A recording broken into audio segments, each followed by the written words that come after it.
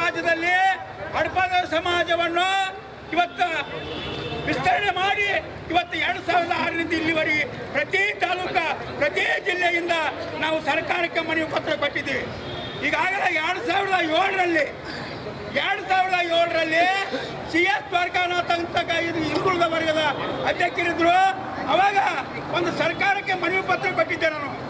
ಇವತ್ತು ಸಮ್ಮಿಶ್ರ ಸರ್ಕಾರ ಇದ್ದಾಗ ಸನ್ಮಾನ್ಯ ಕುಮಾರಸ್ವಾಮಿ ಮತ್ತು ಯಡಿಯೂರಪ್ಪ ಇದ್ದ ಕಾಲಕ್ಕೆ ಒಂದು ನಾನು ಮನವಿ ಪತ್ರ ಕೊಟ್ಟಾಗ ಅವನ ಸ್ಪಂದನೆ ಮಾಡಿದರು.